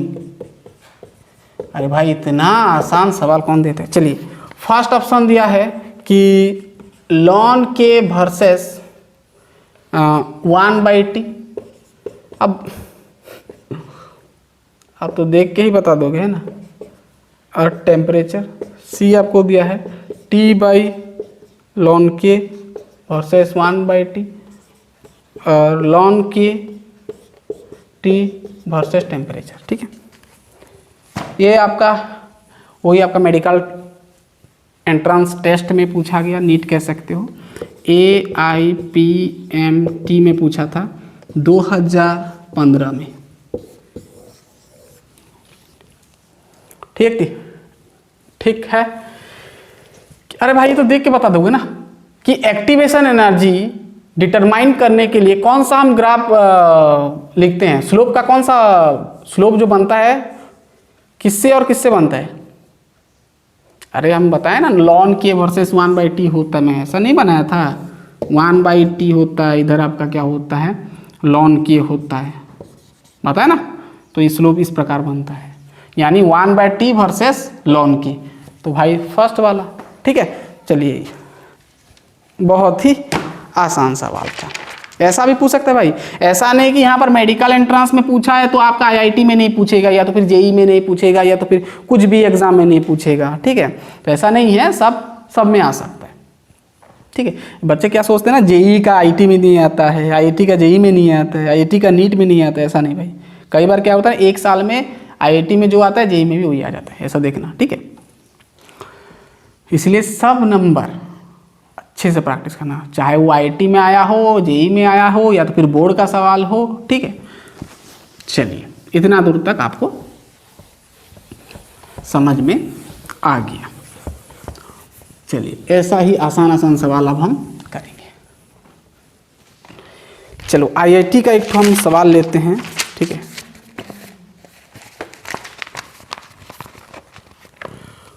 Question number 5, for the endothermic reaction for an endothermic reaction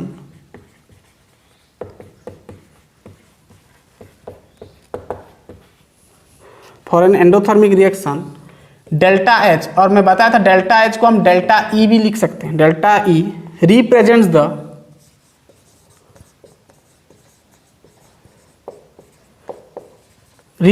the enthalpy of reaction. ये भाई आईआईटी में आया था, देख सकते हो, ऑफ रिएक्शन इन केल्विन, हाँ, किलोजूल पर मोल। ठीक है। द मिनिमम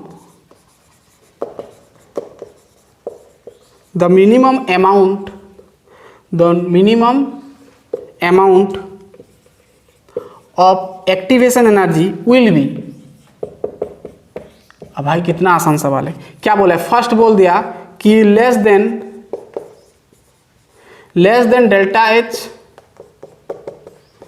सेकेंड बोला 0 होगा, थर्ड बोला कि greater than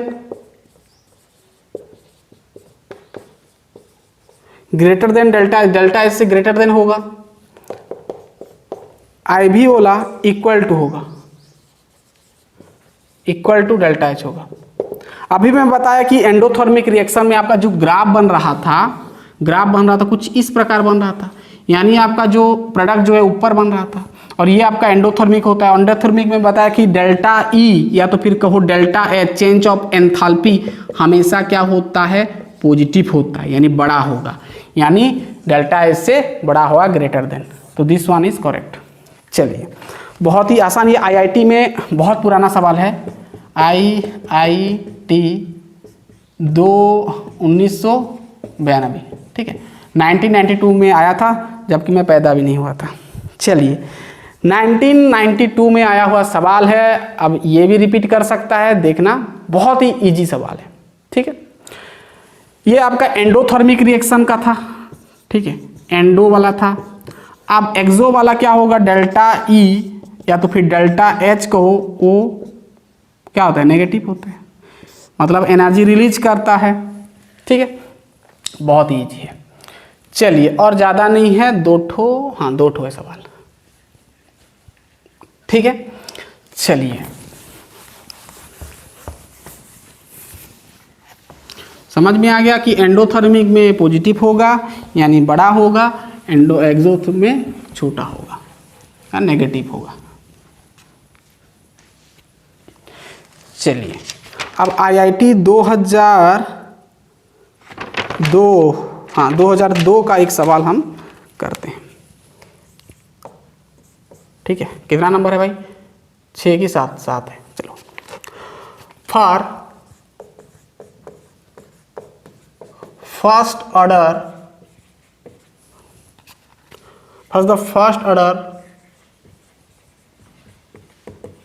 reaction A to P है, A to P है, the temperature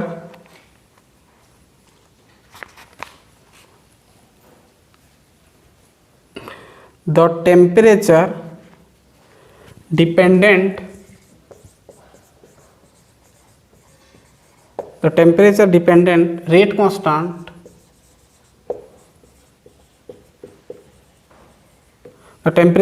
rate constant K found to follow the equation दे दिया, मतलब एक्टिवेशन निकालने का इक्वेशन दे, log K equal to 6 + -2000 into 1/T। ठीक है,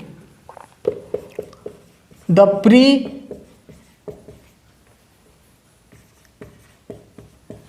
एक्सपोनेंशियल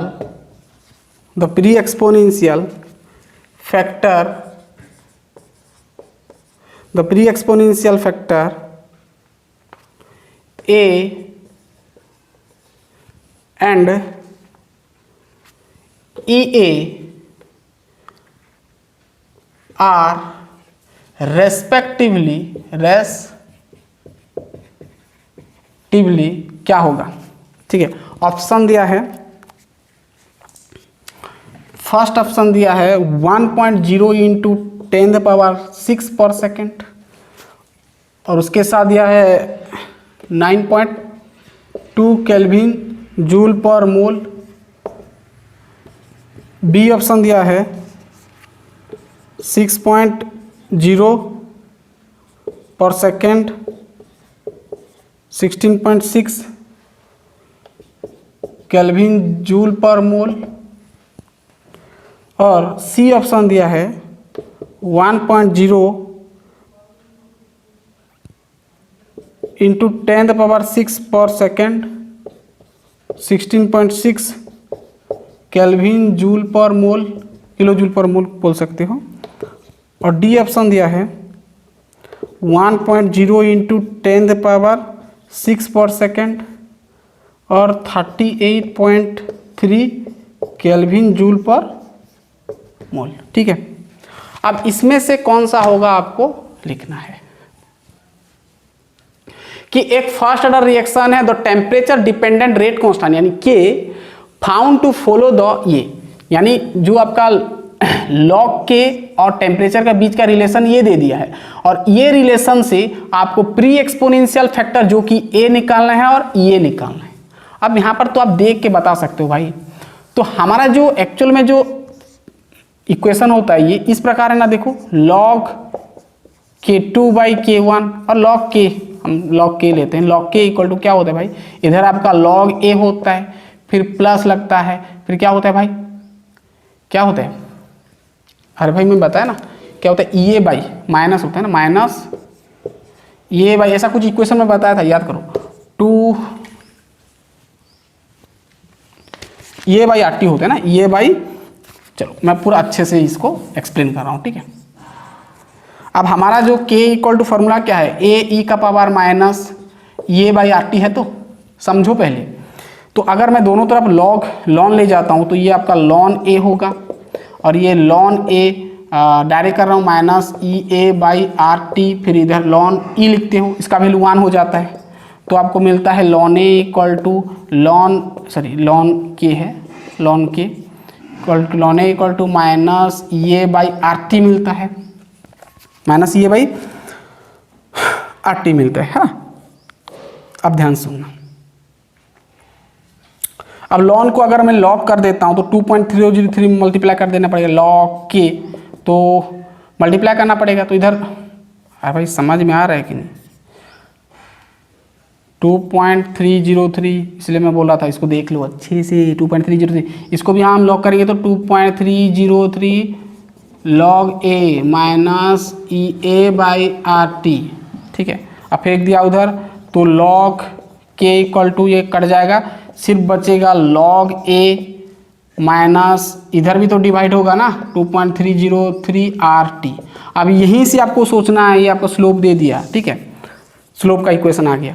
अब लॉग ए जगह पर क्या बैठ गया है 6 से, अरे भाई यहां से तो आप निकाल सकते हो ना, ए का प्री एक्सपोनेंशियल फैक्टर बोला है हमको, प्री एक्सपोनेंशियल फैक्टर ए कितना होगा, अरे भाई सेम है ना, ये देखो सिमिलर है, 6 जगह पर लॉग ए, यानी आपका जो लॉग ए है ये आपका 6 है, तो ए निकालना है, तो ए इधर आ गया, तो लॉग इधर आएगा, तो एंटी लॉग, और एंटी लॉग ऑफ 6 टेबल देखना होता है 6 का पावर 2, 6 का पावर कितना होता है, सॉरी 6 का पावर 6 होगा, ठीक है। अब चाहो तो इसको 1.0 इंटू 6 का पावर 6 कह सकते हो, जो कि यहाँ पर है भाई 1.0 इंटू 6, ये दे यहाँ पर तो नहीं है, हाँ यहाँ पर भी है। अब देखना भाई, ये बच्चे क्या करते हैं, फर्स्ट वाला निकाल लेते हैं और ये मार दोगे, या तो फिर ये लिख दोगे तो रॉन्ग हो जाएगा भाई, क्योंकि सभी में तो सेम है ना, देखो सभी में सेम है, ये तीनों सेम है, 1 2 3, तो ये तीनों में से कोई होगा, लेकिन हम ये अभी निकालेंगे, ये अभी हम निकालेंगे, ये होगा कि ये होगा, ये होगा, देखेंगे ना। चलिए ए हो गया। अब एक्टिवेशन एनर्जी देखो, गौर से देखना, अब हमारा जो इसको अगर कंपेयर करते हो तो ये बाई 2.303 आर टी है, टी यहां पर लिखा है, यानी क्या छूट गया, ये वाला, मतलब ये वाला पूरा, मतलब ये वाला, मतलब इसके जगह पर, मतलब आपका इसके जगह पर ये बाई 2.303, ये जो r है यहाँ तक, ये आपका किसके साथ इक्वल हो जाएगा? 200 के साथ, -200 के साथ, है ना भाई।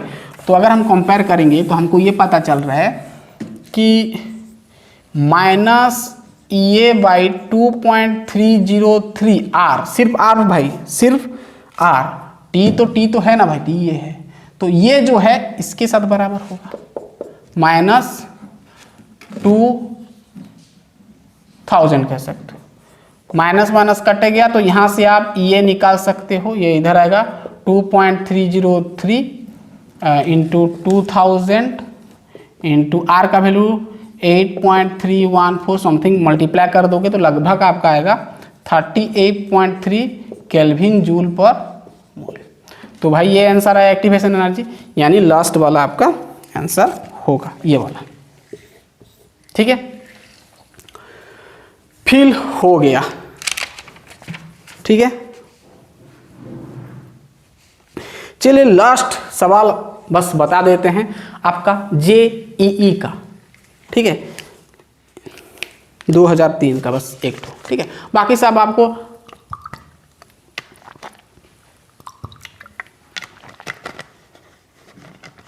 किताब सब में देख के कर सकते हो। ठीक है ना, आपको आइडिया मिल गया, फील हो गया।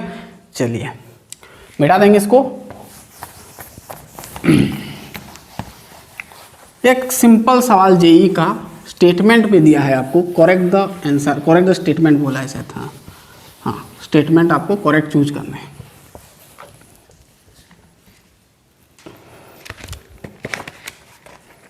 कितना आसान सवाल है। क्वेश्चन नंबर 8, आपको एक दे दिया के का वैल्यू AE का पावर माइनस, ये आपका RNA इक्वेशन दे दिया, आपको करेक्ट स्टेटमेंट चूज करना है। बोल दिया which one is correct statement, कौन सा करेक्ट स्टेटमेंट है चूज करना है। ठीक है, ये आपका 2003 में आया था JEE में, फर्स्ट ऑप्शन दिया था। इसमें से कौन सा करेक्ट आपका है आपको चूज करना है। बोल दिया कि A इज एडजर्सन फैक्टर, बोल दिया क्या ये है, सही है? अरे भाई A तो एडजर्सन को फैक्टर नहीं है रे भाई, A को हम प्री एक्सपोनेंशियल फैक्टर बोलते हैं, रॉन्ग है। ठीक है, पहला वाला रॉन्ग पता चल गया। नेक्स्ट बोल दिया कि ये इज एनर्जी ऑफ एक्टिवेशन, ये सही है? बस सही है, मार दो। ठीक है, सही है, हो गया, और आगे लिखने का जरूरत नहीं है, फिर भी मैं लिख देता हूँ। ठीक है, और बोल दिया कि R क्या है, R का बहुत बढ़िया नाम दिया है, R इज रेडबर्ग्स कांस्टेंट दे दिया है ना, जो कि जरा सर गलत है ये। ठीक है, हम गैस कांस्टेंट बोलते हैं, यहाँ पर क्या कांस्टेंट दे दिया, और K बोल दिया है कि K इज इक्विलिब्रियम कांस्टेंट बोल दिया, जो कि गलत है, ये तो रेट कांस्टेंट का है, K को हम रेट कांस्टेंट बोलते हैं, यानी सही आंसर ये होगा। कितना आसान सवाल दिया था। ठीक है, तो इस प्रकार भी सवाल बन सकता है भाई। ठीक है, अब इस प्रकार का सवाल आप कब कर सकते हो, जब आप पूरा अंदर से पढ़ाई किए हो, तब पूरा अंदर से, जैसे हम पूरा एक्टिवेशन एनर्जी पढ़े डिटेल एंडोथर्मिक एक्सोथर्मिक कंडीशन क्या होता है, सब कहानी। ठीक है, तो चलिए हमारा केमिकल काइनेटिक्स कंप्लीट हो गया, तो हमारा सॉल्यूशन गया, केमिकल काइनेटिक्स कंप्लीट हुआ, इलेक्ट्रोकेमिस्ट्री कंप्लीट हुआ, ऑर्गेनिक का कंप्लीट हुआ, तो और बच गया है आपका सरफेस केमिस्ट्री, है ना। सरफेस केमिस्ट्री देंगे, फिर बताएंगे, फिर सॉलिड स्टेट का पढ़ेंगे। ठीक है, तो चलिए पढ़ाई करते रहिए, हम तुरंत नेक्स्ट लेक्चर में मिलते हैं, तब तक के लिए ऑल द बेस्ट।